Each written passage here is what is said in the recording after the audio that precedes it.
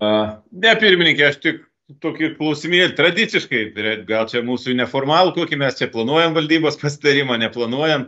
vėl dėl tų tradiciškai, dėl to autoparko ir reiškia visos situacijos su tuo ten tuos vargšus vairuotojus vėl varo iš vidinio kiemo, jau bendrabučių kažkur ten, žodžiu, neleidžia net ten mašinų jau pasistatyti ir panašiai, ten tik 2 ar 3 leidžia, žodžiu, ten juos stumdo pirmin atgal nuolat, bet čia gal neoficialiai kažkokiam pasitarime, gal tiesiog išklausyti kanclerių, ką jis ten planuoja, ką jis ten daro, nes tas garažas ten tuščias tuo, vienas atlaisvintas, čia juos stumdo pirmin atgal,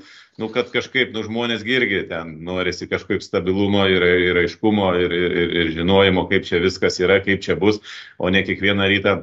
su šiupeliais atsikasinėti tas mašinas, reiškia, iš pusnų ten, kažkokia nesąmoninga situacija gaunasi, bet gal čia neformaliam kažkokiam galėtumėm pašnekėti, nežinau, gal kancleris pristatytų savo matymą.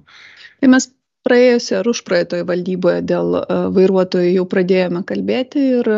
pavedėm kancleriui. Arba niekas nesikeičia, arba keičiasi tik į blogą, tai tiesiog, kažkaip, irgi žmonės, tai norisi, kad, ten, kaip sakyti, su visais vienodai pagarbiai kažkaip ten mažiau, kad ten juos... Be jokios abejonės, taip sąlygos turi būti sudarytos tinkamos darbui ir aš siūlau atskirą susitikimą skirtą būtent tam klausimui, juolab, kad jau ne iš vieno kolegos girdėjau pastebėjimus dėl to, kad galbūt ten nėra optimalios sąlygos sudarytos, tai tikrai pratęsime šią temą. Labai ačiū, gerbiamas Andriau.